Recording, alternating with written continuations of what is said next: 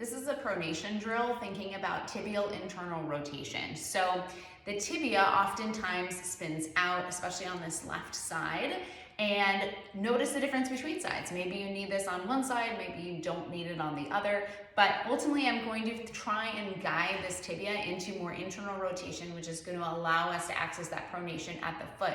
If you have knee pain, oftentimes I notice kind of a torque up the chain. So an example being a little bit more internally rotated at the femur, and you can see my tibia is a little bit more the opposite direction. So there's a little bit more of a torque up the chain. So guiding the tibia into that internal rotation as we move kind of forward and back with the foot while maintaining heel contact. So I'm going to kind of guide my tibia towards almost like my second toe and thinking about finding that inside edge of the heel. So I'm going to kind of go sideways so you can see what the foot is doing. From this position in that half kneeling, I'm going to think about kind of coming back so the knee is behind the ankle and finding the outside edge of my foot.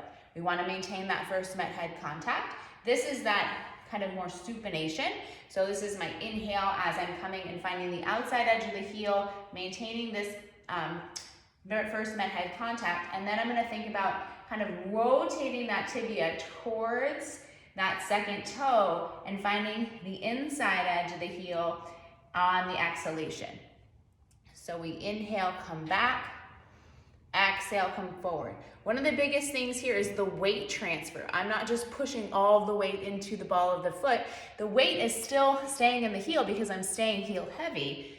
Inhale, find the outside edge of the heel, knee behind the ankle.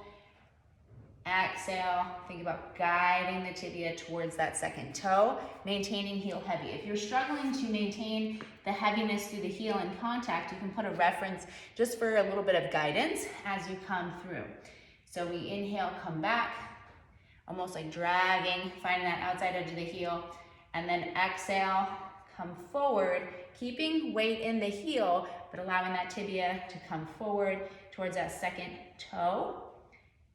Inhale, kind of find the outside edge of the heel, maintain this contact. Exhale, come forward. You can also place a wedge or reference point underneath that first met head for a little bit of reference if you're struggling to kind of keep that contact. But I inhale, come back, outside edge, and exhale, inside edge. Maintain that heel contact. If you get to a point where your heel is lifting up, you've gone too far, inhale, exhale.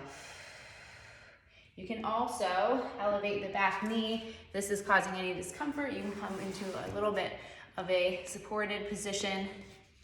Utilize your wedges if you'd like to, or you can roll up mini bands and thinking about that inhale and then that exhale as I'm kind of guiding my tibia towards that second toe. Inhale, and then thinking about guiding myself towards that second toe. Exhale for that pronation moment.